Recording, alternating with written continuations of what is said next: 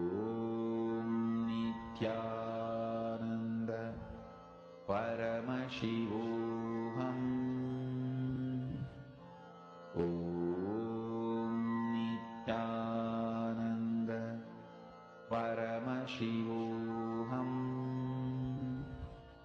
Om Nityananda Paramashivoham. Om Nityananda Paramashivoham. Om Nityananda Paramashivoham. Om Nityananda Paramashivoham. Om Nityananda Paramashivoham. Om Nityananda Paramashivoham. Om Nityananda. And please relax. I request all the participants to share how many of you have manifested this successfully. How many of you were able to see and manifest this successfully? Paramashivoham. Om Nityananda Paramashivoham. Om Nityananda Paramashivoham. Om Nityananda Paramashivoham. Now, understand the moment you start seeing, go on sharing whatever you are seeing. And whenever you do that, right, your inner space actually starts manifesting integrity. And you will see so many unnecessary doubts that comes in your inner space will just automatically melt away. Now we are going to be entering into a very beautiful session called the Sadashiva Tattva. Let us now listen to these revelations from Swamiji.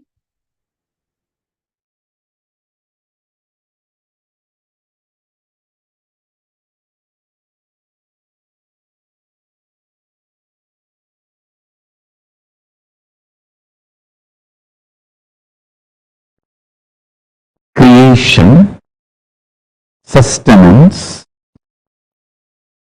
rejuvenation,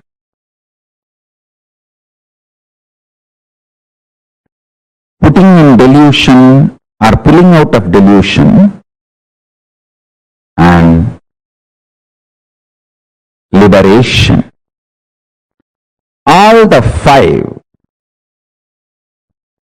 Listen. Creation, maintenance, destruction or rejuvenation, the Sangha Tattva, and putting into delusion or pulling out of delusion, Trobhava Tattva,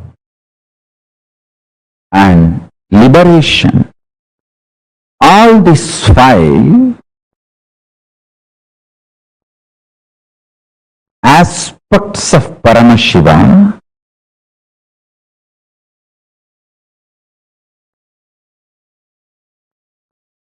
is centered on destruction or rejuvenation, Samhara Tattva. Listen.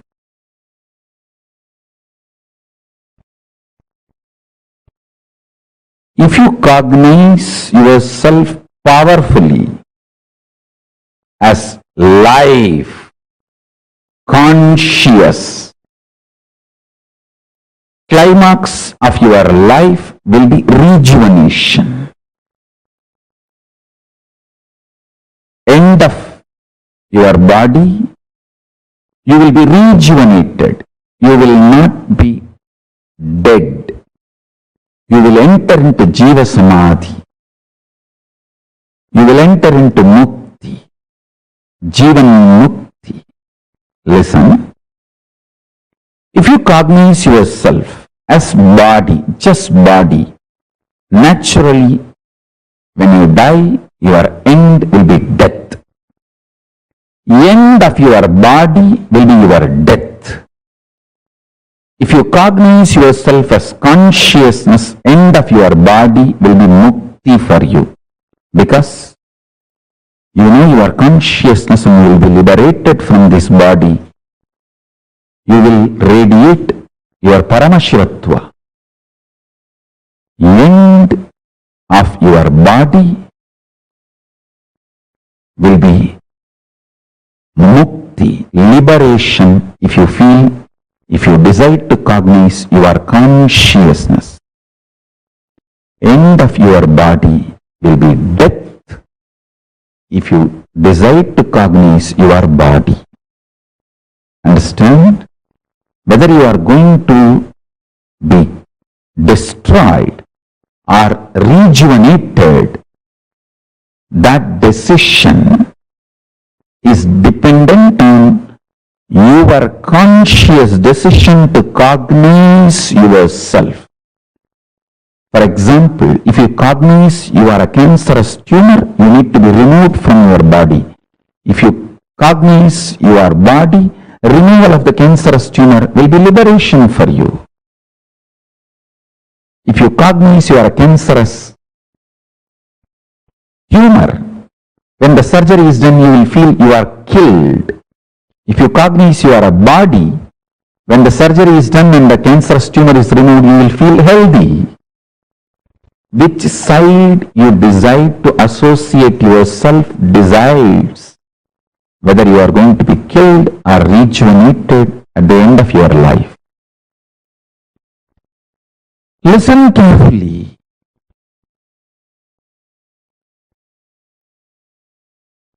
With this consciousness, consciously cognizing, if you start living intensely, if you decide to live with this conscious cognition and start deciding intensely, start making conscious cognitions intensely,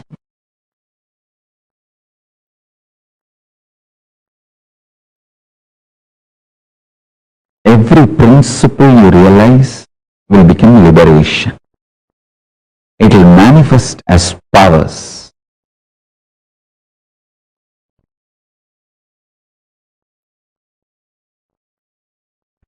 Shaktipada, initiation from the master,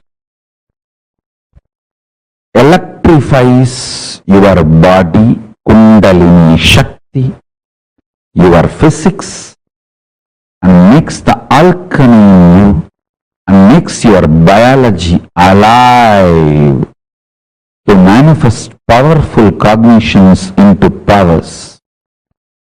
The pure science into applied science. Pure science is the principle of time, Kala Tattva. Applied science is ability to play with time, stop the time or move the time and change the time. Understand? Powerful cognitions, when they are cognized with initiation, they just become powers in you. I want all of you to internalize this one truth today.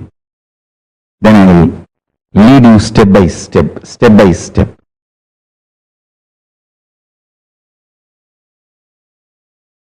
I'll give you a simple technique which I directly received from Arunagiri Yogeshwara.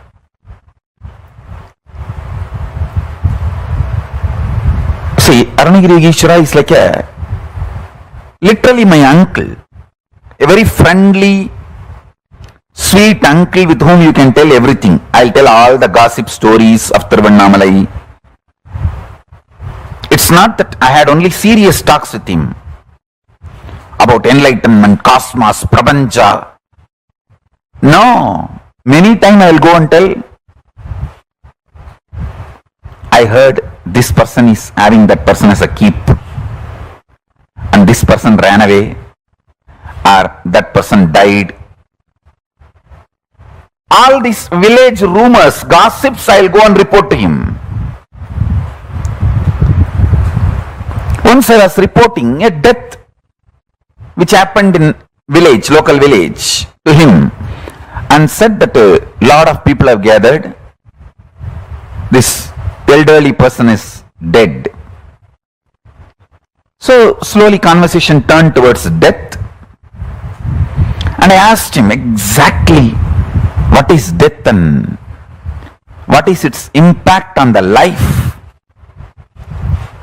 Of course, he gave me many wonderful understandings, realizations, including the experience. He showed me how the life moves and all that.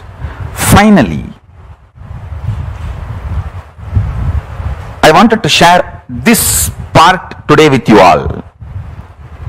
Many things he revealed, and I'll share that in other satsangs. Now, I wanted to give this one important part to all of you. I asked him how to conquer fear of death. He stretched his hand and said, anything you ask, will you give? I said, what? How can you even ask this as a question? It is yours. Please tell me. He said, give me your life.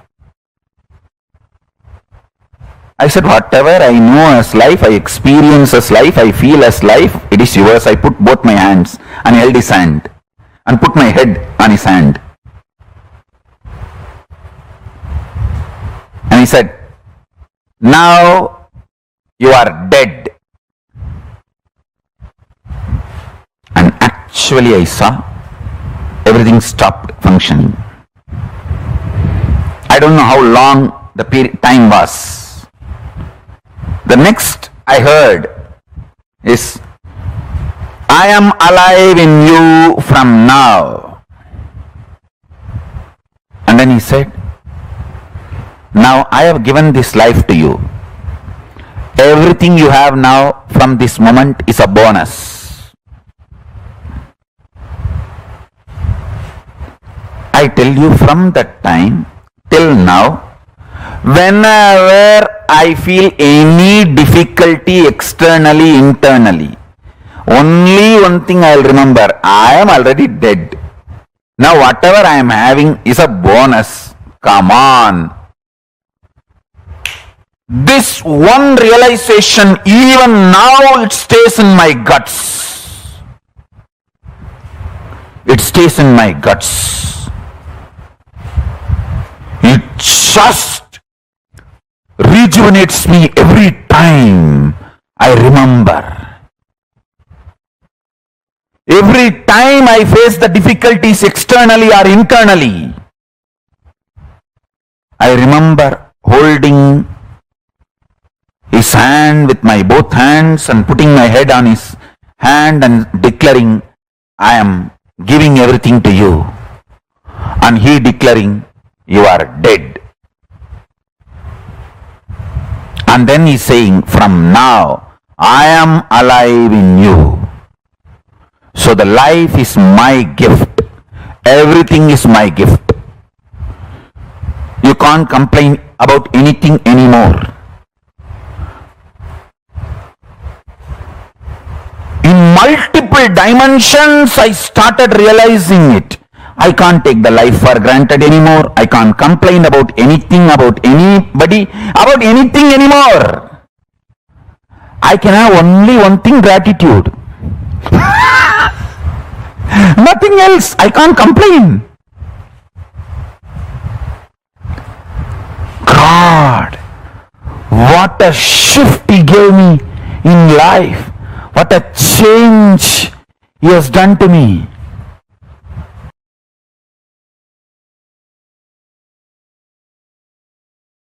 A girl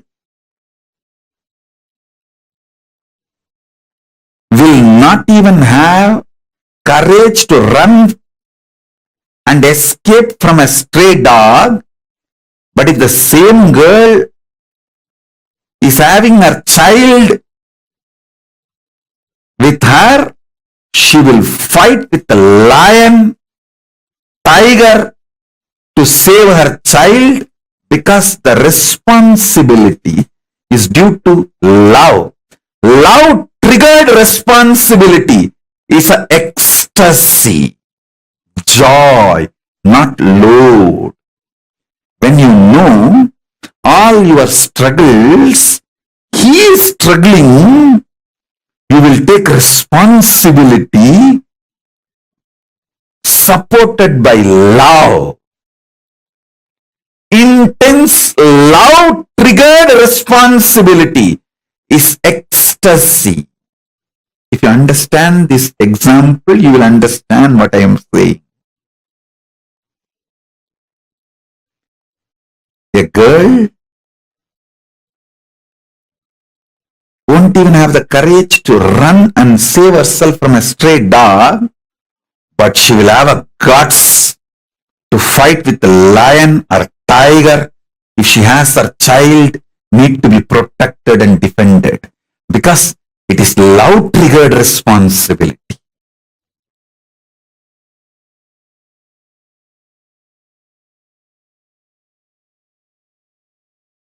If you start contemplating, cognizing, doing samyama on this powerful cognition, have only Paramashiva as internal, external dependency. Do not have, believe, think you need to have any external, internal dependency other than Paramashiva, your consciousness. Any fear you have, greed you have, the false belief you have built, you need internal, external, other dependencies other than Paramashiva. Start penning down those patterns, root patterns, and start the completion process. Start integrating yourself to Paramashiva. You will see miracles start happening. You will see power manifestation start happening.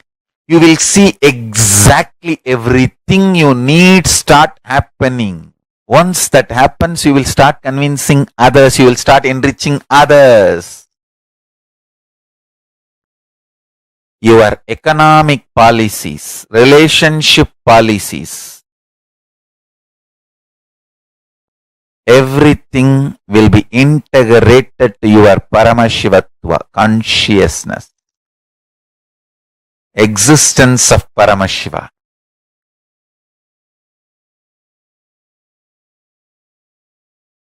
I am telling you, if you start doing dharana, pratyahara on this truth, hundreds and hundreds of truths will be revealed to you. Lot of delusions will start destroying, getting destroyed. Have matured conversation with yourself. Do this work. Do this as a homework. Then you will understand what I am saying. Then you will understand what I am saying.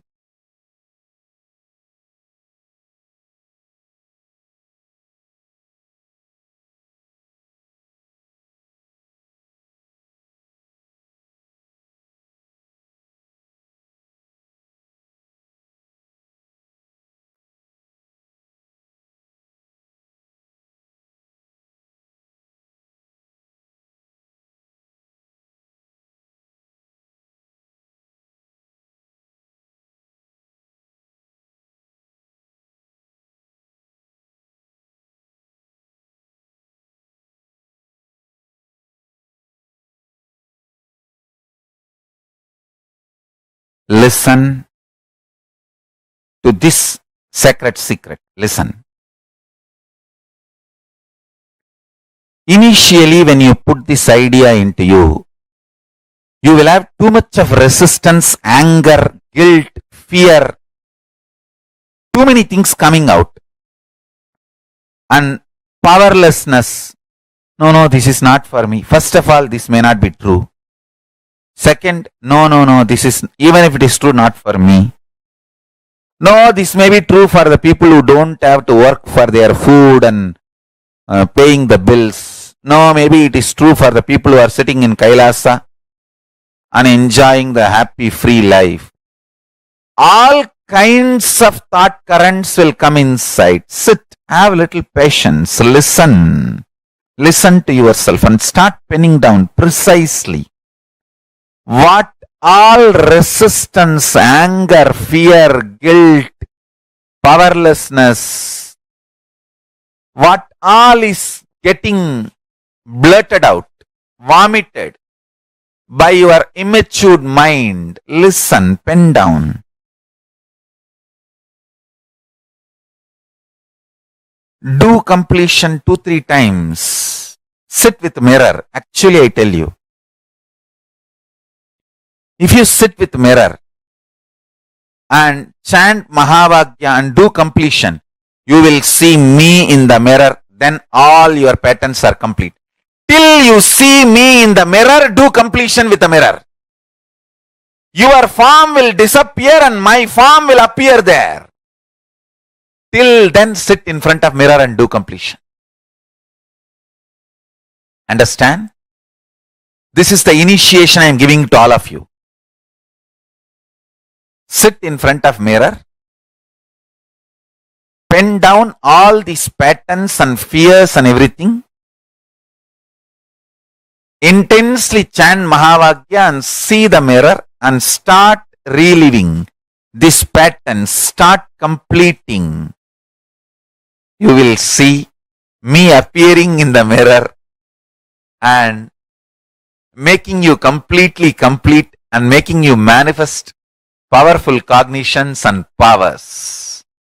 Till I appear in the mirror, continue completion. And I tell you, I will really appear in the mirror and make you complete and make you manifest powers.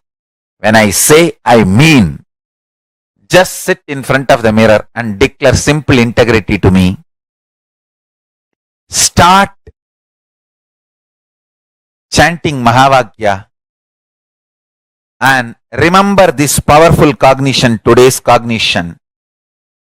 Pen down all the incompletions, fears, anger, guilt, impossibility, patterns which tells you no, you need to be dependent internally, externally other than Paramashiva. Pen down all of that. Whatever patterns tells you, you need to be internally, externally dependent on something else other than Paramashiva. Pen down. Pen down. Sit in front of mirror and start completing all those patterns and incidents, root incidents, everything. Let all the incompletions melt down, be completely burnt away. You will see in your pure inner space and in the mirror me appearing.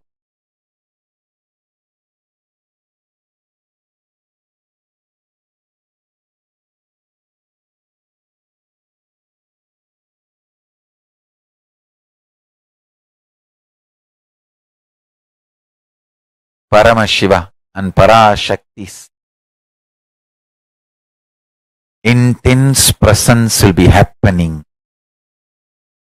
Both Paramashiva and Parashakti will be manifesting through this form.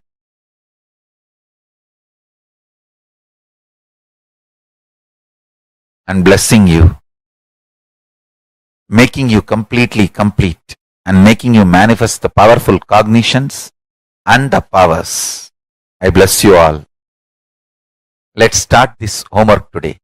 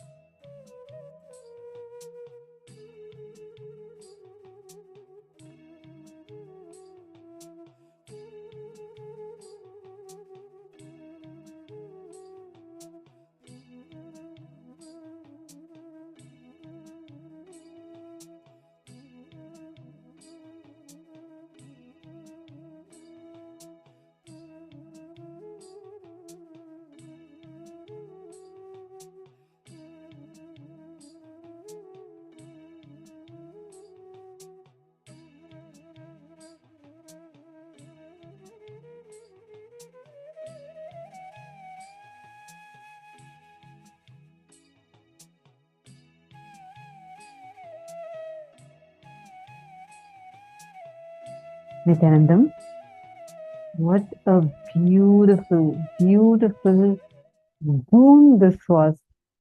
Oh my God. Swamiji said that Swamiji is stretching his hand for all of us now. Understand? This literally, this is a gift that each of us are getting.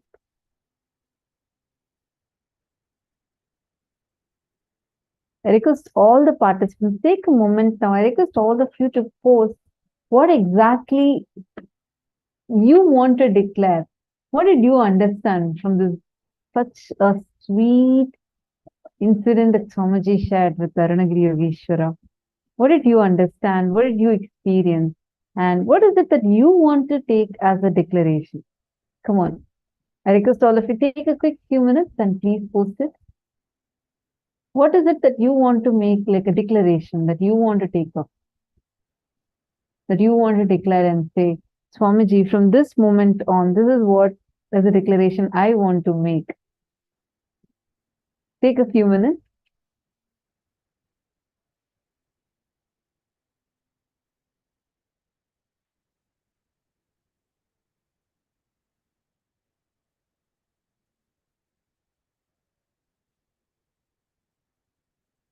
All of you can make that as a declaration now.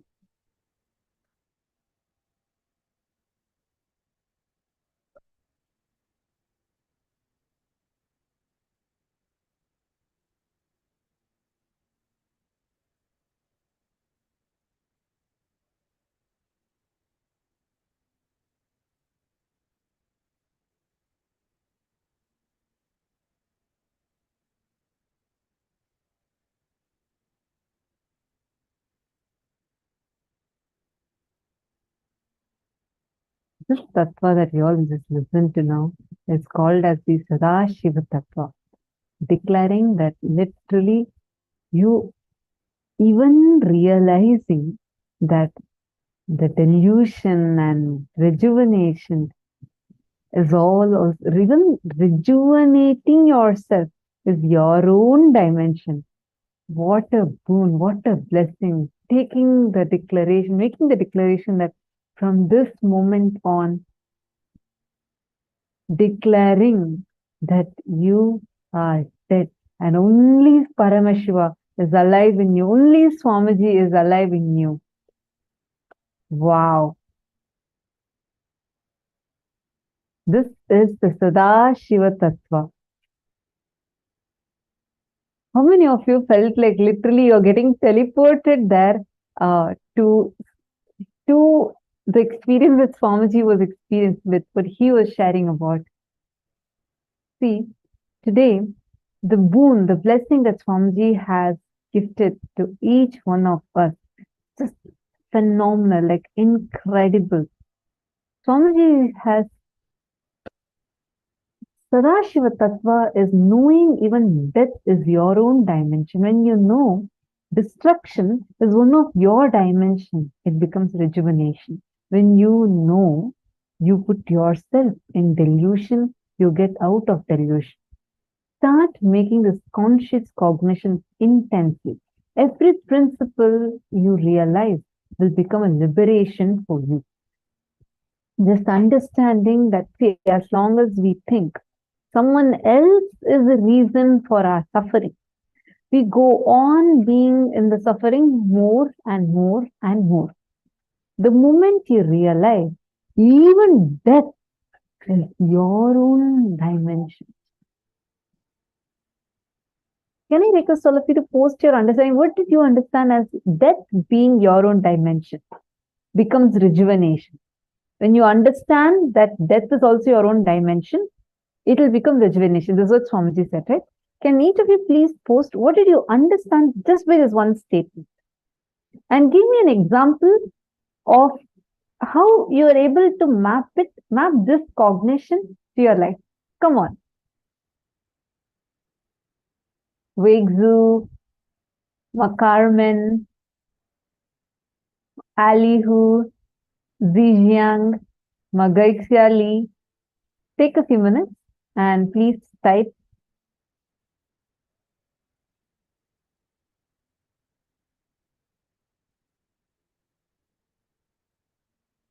Ma Gokila Devi has posted, last 3 days I've been watching people who are sick and cold. They're going to hospitals, consuming medicines, and they're not getting any better. I realize I only need Bhagwan as my insurance for better health, wealth, knowledge, security, and more. Understand, Ma Gokila, making this declaration that from this moment on, I am dead. The declaration Swamiji made to Arunagiri Yogeshwara, making that and taking Swamiji not just as their first priority, but is the only priority, will shift your inner space so powerfully.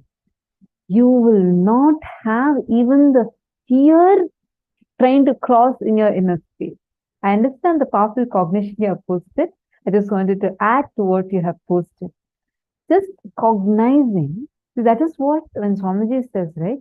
Cognizing that death is your own dimension makes even death as rejuvenation. Come on, all of you, there's just so many of you, Ma Indra, Ma Bhilasha, Ma Yogamalar, Ma Susan. Can I request all of you to post? What did you understand by this one statement? When Swamiji said, cognizing that death is also your own dimension, makes death as rejuvenation. What did you understand with that?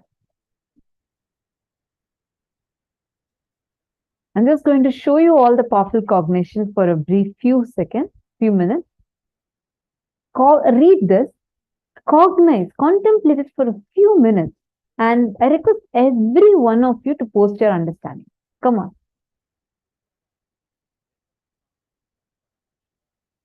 Read it. You can see, even the people who have already posted, you can add to it.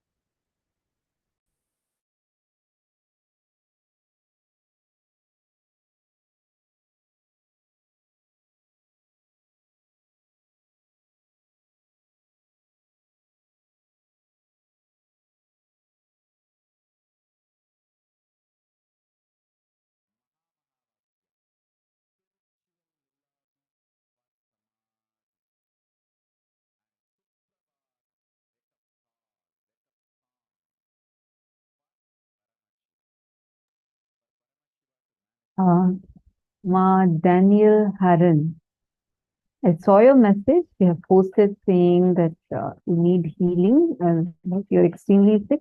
Don't worry. Please make sure you take care of yourself with all the right things that are needed for you. And if you wish to have healing, our support desk team is right now going to be reaching out to you and supporting you with providing you with the spiritual healing service.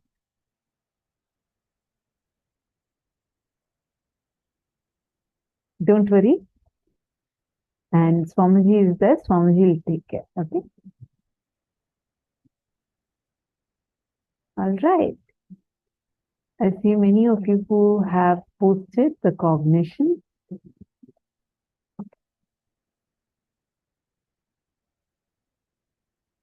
When you believe yourself to be your consciousness, then you're rejuvenated.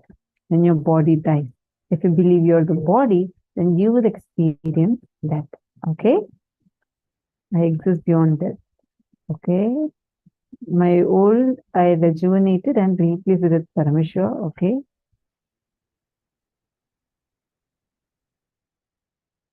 Magopila. I don't understand the last line. When you're in delusion, you get out of delusion. No.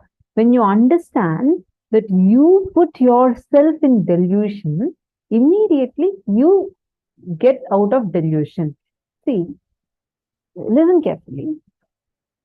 First, cognizing that death is your own dimension means you realizing that even the death happening to you is not death. Like, as long as you feel that something is being removed from you, you feel that to be death. But when you start cognizing, even that is your own manifestation, you will suddenly, slowly start realizing in so many dimensions, it's only rejuvenation. You can look back into your life, even the situations where you felt it is the most cruelest thing that has happened to you, and you felt like your identity died, you lost something. Look back at it. When you take the responsibility of it, don't even worry about responsibility also. Just cognizing that even that only is happening, you are manifesting it. You will suddenly start realizing that it is becoming a rejuvenation. You're reinventing yourself. How many times in your life you have been able to reinvent yourself, rediscover yourself? That is one. Second, what pulling yourself out of delusion? The moment you realize that you put yourself in delusion. A simple thing. When you are dark and suddenly you see the curtain is flying, and just 2 days ago you had seen a ghost movie, a horror movie, and now all of a sudden your hormones are getting up and like all the adrenaline is getting pumped in you, and you're getting so afraid. You start feeling that there's a ghost. That's why the curtain is dangling like that. It's probably fraction of a second, but that time you experience a serious fear stroke. Like literally, you go through a strong fear that just hits you.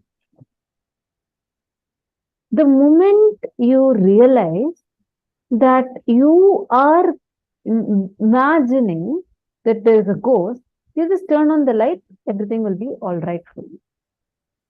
Or you will sit and just complete that fear.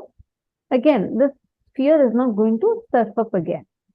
The remembrance that you are the one who's putting yourself into a delusion is powerful enough. Just the remembrance is powerful enough.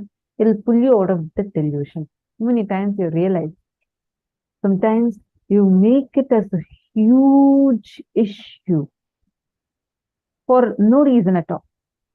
The moment you realize that you are the one who's creating it, it would be a simple thing.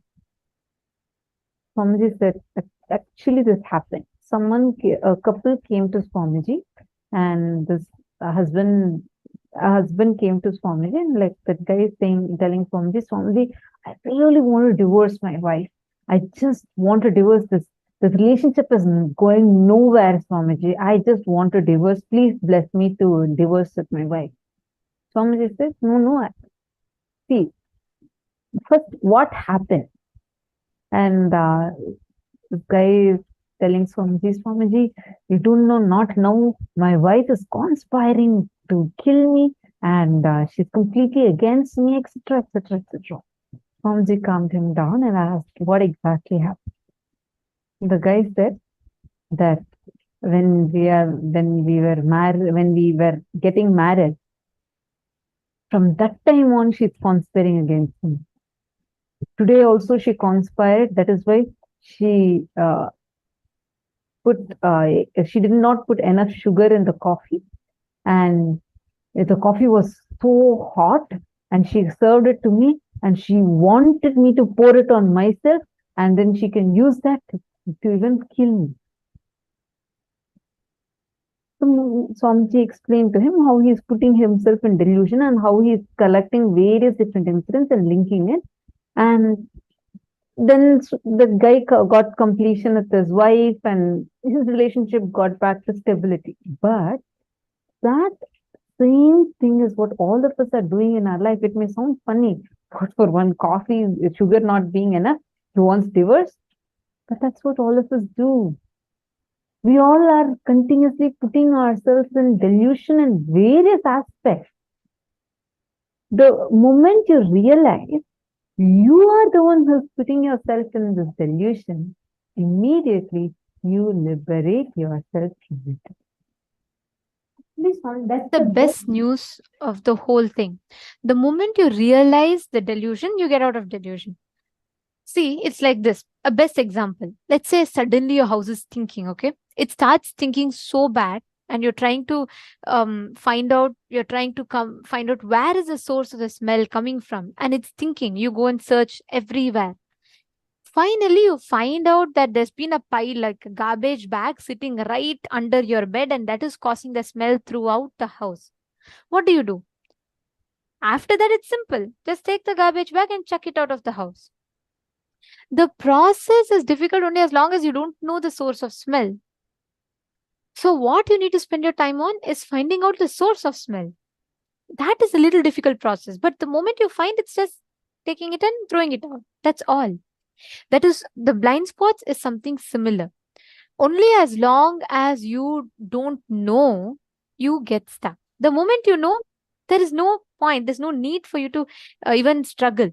It is just simple and straightforward. That's all.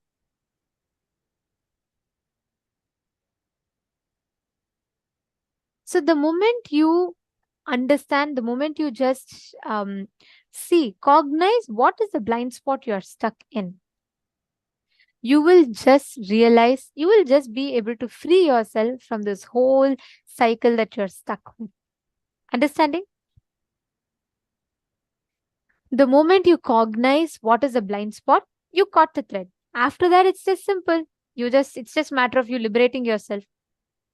You just need to know, okay, next time if my blind spot is that I get triggered when a person tells this, come on, next time I will be aware, I will not fall into that delusion. That is all is the rahasya. That is all is a thing. When you realize every moment of your life is His grace, that's all you need to do. Swamiji said, right? The moment you realize your whole life is a lease Paramashiva has given you, you have no rights to be incomplete after that. That's all is the game of life. The moment you feel even living birth, Swamiji said, birth itself is not your right. What are you talking about, birthright? That's all it is. The moment we think we understand the larger context of life, we will stop exaggerating so much on our problems. So then you win the game of life. So beautifully, Swamiji explains this whole thing. Now, there's a very powerful meditation exercise. Just sit in front of the mirror, okay?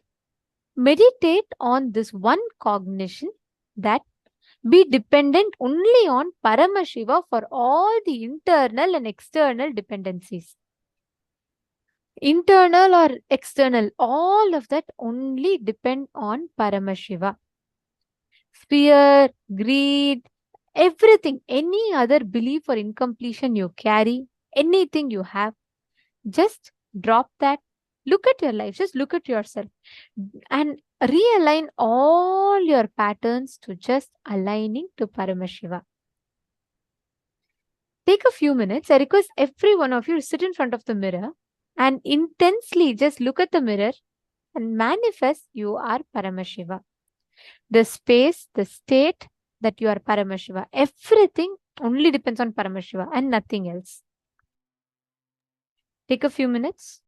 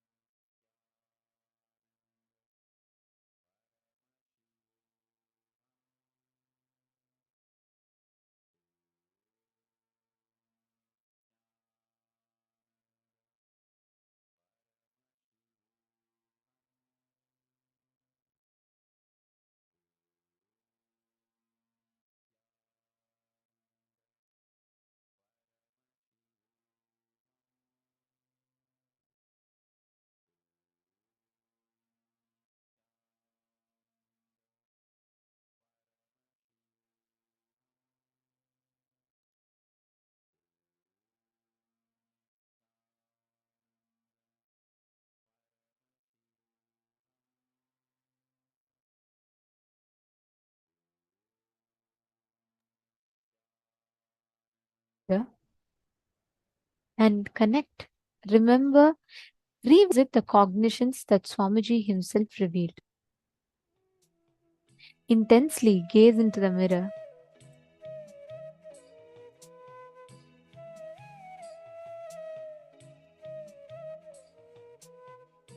Revisit with understanding that you are Paramashiva.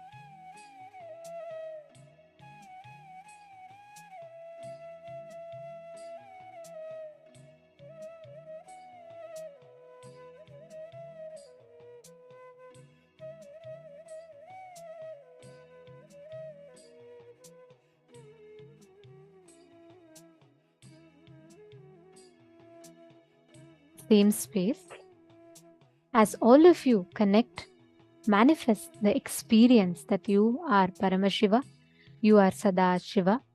This space that you experience, that experience is Paramashivatva. That experience is that ultimate manifestation of Paramashiva. That experience is the most powerful, auspicious Ananta Kalyana Gunas of Paramashiva. Now, as all of you are manifesting this space, just sit with that same space, exact same space. Take any object that you want. You can probably put a needle in the water and just declare. You will see the matter in front of you will listen to you. Just declare. In this space, just declare. Choose any object that you want. Place it in the matter, place it in the water, place it in the water, and just sit with that space and look intensely as Sadashiva, as Paramashiva. Just see how you will manifest this experience inside of you. Let us all start the manifestation. Please sit straight. Any object you want, you can simply keep it and move it. Needle, rice grain, blade of grass. Just sit, but make it as a conscious decision in you. Don't get stuck in any delusions. Understand, any cognition that convinces you can't is a delusion. Simple formula. So don't get caught in delusion. Just continue to manifest intensely in the space of Paramashiva, Paramashivatva. Please start. Paramashivoham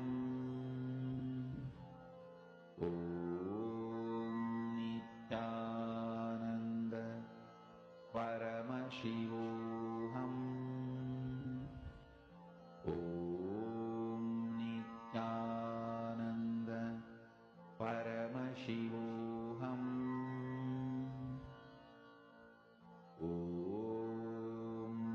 Nityananda Paramashivoham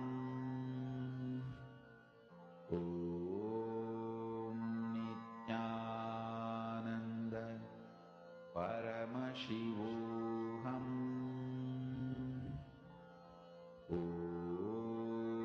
Nityananda Paramashivoham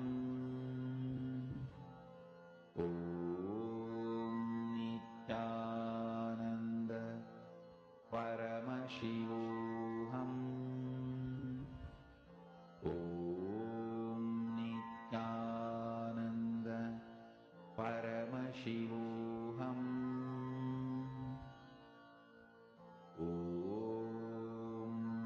Nityananda Paramashivoham Nityananda Paramashivoham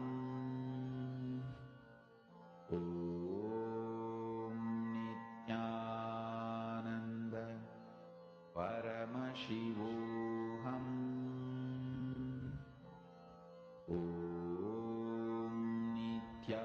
Nityananda Paramashivoham Nityananda Paramashivoham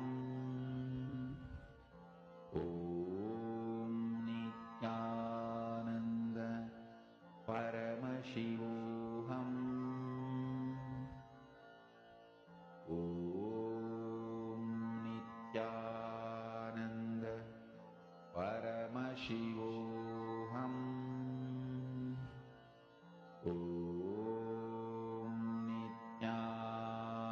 Nityananda Paramashivoham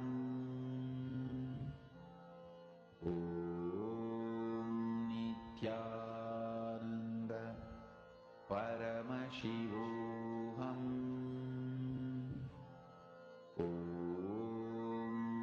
Nityananda Paramashivoham Nityananda Paramashivoham